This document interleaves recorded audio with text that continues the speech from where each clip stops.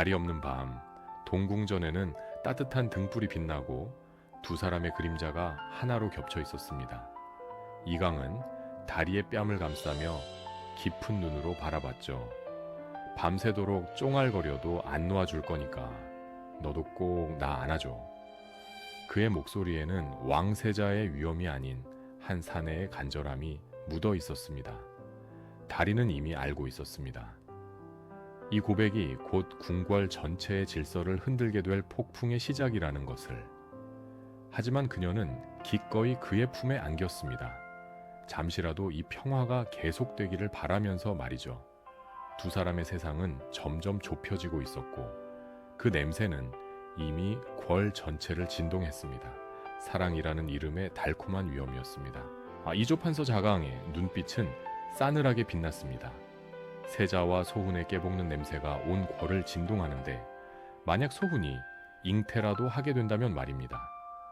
그의 입에서 나온 이 한마디는 단순한 우려가 아니었습니다. 그것은 이강의 사적인 연모가 정치적 재앙이 될 수 있다라는 김한철 세력의 경고였던 것이지요. 다리는 천한 부보상 출신, 세자비는커녕 후궁조차도 명분이 부족했습니다. 하지만 이강은 그 명분을 모두 부수고 다리를 곁에 두려 했습니다. 사랑이 곧 반역이 되는 세상. 두 사람의 애정은 가장 강력한 무기이자 가장 치명적인 약점이 되고 있었던 겁니다. 이강은 처음부터 자신을 보호막으로 삼았습니다. 복수가 끝난 후에야 다리를 정긴으로 맞이하려 했지만 김한철의 무자비함 앞에서 계획을 앞당길 수밖에 없었죠. 후궁인 소훈의 첩지는 다리를 향한 좌상의 공격을 막기 위한 성벽이었습니다. 누구도 내 사람에게 함부로 손댈 수 없다. 이것이 세자 이강이 가진 유일한 권력이자 사랑을 지키는 방식이었습니다. 하지만 그의 공개적인 애정은 성벽을 더 높게 쌓는 동시에 좌상의 분노를 하늘까지 치솟게 만들었습니다. 사랑이 깊어질수록 위험도 깊어지는 이 아이러니. 두 사람은 운명이라는 바람 앞에 촛불처럼 위태롭게 흔들리고 있었습니다. 아름다운 이 정원에서 진대군 이윤과 김우희의 애틋한 만남은 계속되었습니다. 그들은 이강의 사랑이 좌상의 몰락과 국혼의 취소를 가져오기를 불안한 마음으로 기다리고 있었습니다. 이윤에게는 세자 자리가, 우희에게는 사랑하는 정인과 아버지의 야망을 막을 기회가 걸려 있었습니다. 그들의 사랑 역시 정치적 대해 아래 숨겨져야만 하는 비극이었습니다. 이강과 다리의 뜨거운 사랑이 궁궐에 얼어붙은 권력 구도에 예상치 못한 균열을 만들어내고 있었던 거죠. 모든 이의 운명이 두 사람의 관계에 걸려 있다는 사실 앞에서 그들의 불안감은 점점 커져만 갔습니다. 이강과 다리의 사랑이 궁궐의 깊이 뿌리 내릴수록 김한철의 독백은 더욱 매섭게 변했습니다. 그의 분노는 단순한 정치적 계산이 아니었습니다. 천한 등짐장수 출신이자 전 빈군과 똑 닮은 박다리가 왕실의 후계 구도를 위협하는 변수가 되었기 때문이죠. 개인의 사사로운 연모가 왕실의 명분과 정치적 안정을 송두리째 흔들고 있었습니다. 두 사람의 사랑이 가진 파괴력은 김한철의 모든 계략보다도 강력했던 것입니다. 그리고 그 힘은 곧 예상치 못한 운명의 개입, 즉 또 한 번의 영혼 교체라는 파격적인 사건을 불러오게 될 환경을 만들고 있었습니다.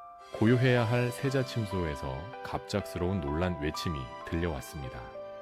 두 사람의 비명은 어떤 비극적인 소란보다도 더욱 충격적이었죠. 이강과 다리의 영혼이 또다시 예측 불가능하게 뒤바뀌었던 것입니다.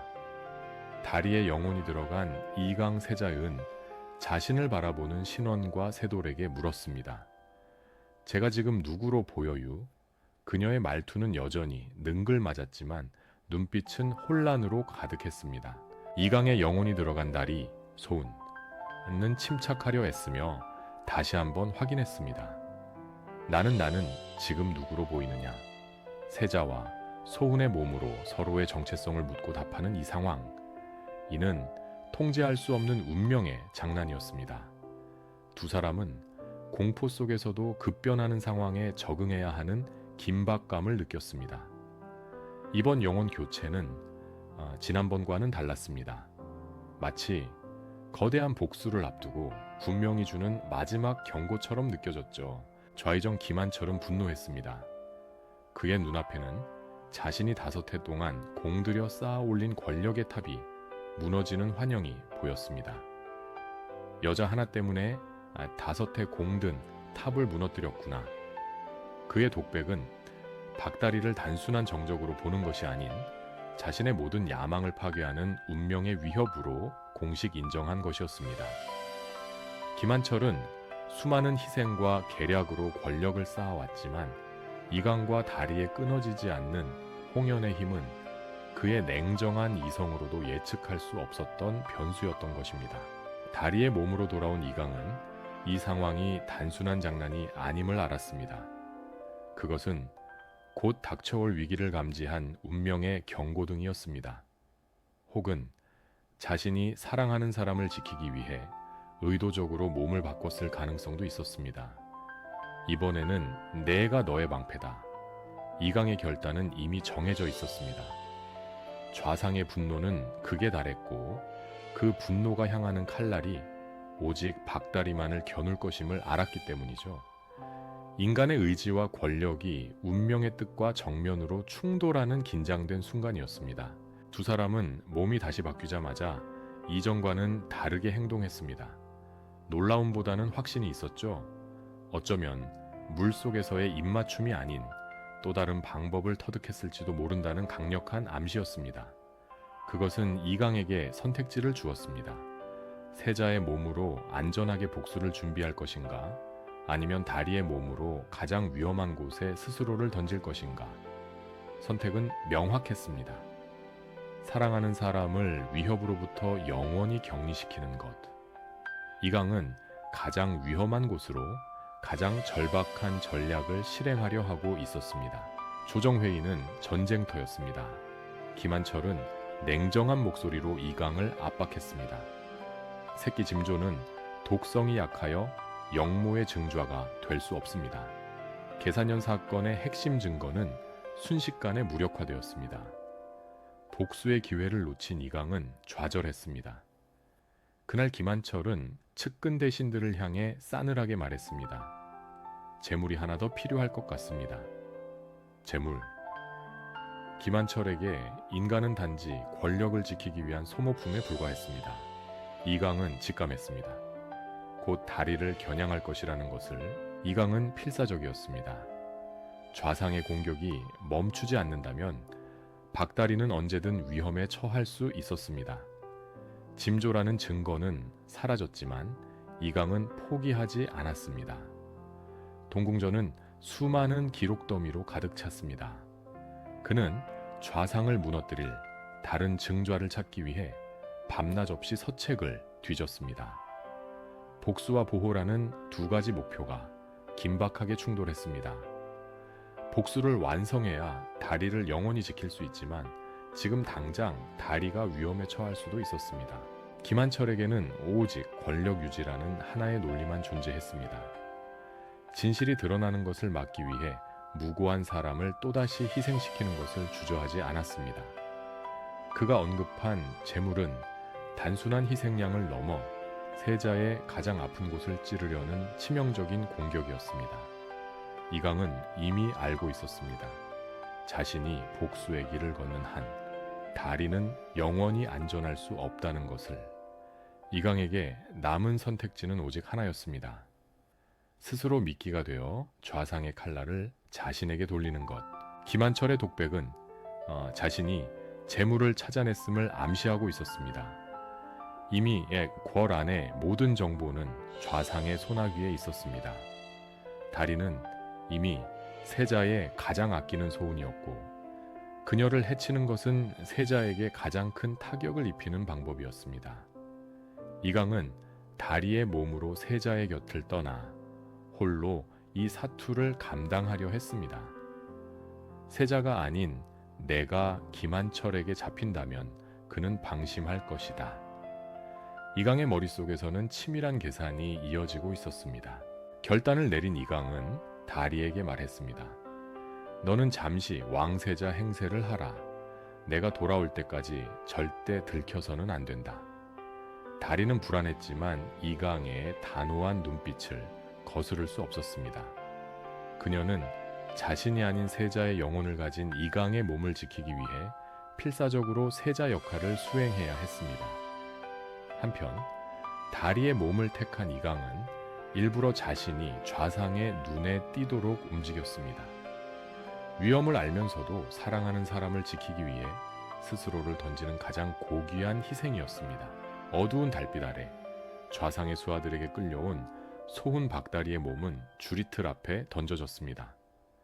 좌의정 김한철은 승리감에 도취된 표정으로 그녀를 내려다봤습니다. 감히 단 천한 출신이 왕실을 농락하려 해. 내 죄는 영모에 버금간다. 끌려온 이는 분명 다리의 몸, 하지만 그 안에는 왕세자 이강의 영혼이 차갑게 벼려져 있었습니다. 이강은 고통을 참고 끌려온 것입니다. 다리를 지키기 위해 스스로 미끼가 되었습니다. 주리틀에 앉혀진 다리, 고통스러운 자세 속에서도 그녀는 김한철을 똑바로 의미심장하게 노려보았습니다. 그 눈빛은 공포가 아닌 확고한 의지와 조롱이었습니다. 이게 끝이라고 생각하십니까, 좌상? 당신은 지금 가장 큰 실수를 저지르고 있습니다. 김한철은 예상치 못한 다리의 기계에 잠시 움찔했지만 이내 분노를 터뜨렸습니다. 천한 내 눈빛이 무례하기 짝이 없구나. 당장 국문을 시작하라. 좌상은 다리의 정체를 전혀 눈치채지 못하고 있었던 것입니다. 뜨거운 사랑을 고백했던 이강은 지금 다리의 몸으로 가장 비참하고 고통스러운 국문대 위에 앉아 있습니다. 이것은 단순한 납치가 아닌 사랑을 위한 맹세의 가장 혹독한 증명이었습니다. 김한철은 광적인 기세로 다리에게 누명을 씌우며 공개적인 국문을 강행했습니다. 이는 세자의 위신을 꺾고 권력의 탑을 다시 공고히 하려는 좌상의 잔혹한 계략이었습니다. 하지만 이강은 다리의 몸으로 그 고통을 감수하며 시간을 벌고 있습니다. 그의 희생적인 결단은 좌상의 방심을 유도하는 가장 치명적인 전략이었습니다. 이강의 의도적인 국문은 좌상이 찾던 재물을 스스로 자처한 것이자 김한철과 정면으로 대결하기 위한 마지막 전략입니다. 이강은 다리의 몸을 지키고 이곳에 갇혀 있는 동안 좌상의 가장 깊은 함정 속에서 결정적인 증좌를 찾아내려 하고 있습니다. 그의 눈빛은 비록 공포가 아닌 대결 의지였지만 육체의 고통은 현실이었습니다. 견뎌야 한다. 박다리를 지키고 복수를 완성할 때까지 이강은 다리의 몸으로 생의 마지막 고통을 감수하고 있었습니다. 고문이 이어지는 주리틀 앞에서 다리의 몸은 끔찍하게 떨리고 있었지만 이강의 영혼은 꺾이지 않았습니다. 내가 아주 많이 연모한다 박다리를. 이강은 과거의 고백을 떠올리며 모든 고통을 사랑으로 승화시키고 있었습니다. 김한철은 마침내 다리의 목에 칼을 겨누었습니다. 내 마지막 유언을 말하라. 그 순간 국문장에 누군가의 날카로운 비명이 울려 퍼졌습니다. 궐에 남아있던 세자의 몸을 한 다리가 자신이 아닌 이강의 몸이 위험에 처하자 무모하게 달려온 것일까요? 다음 회차 운명에 맞선 두 사람의 처절한 사투가 시작됩니다.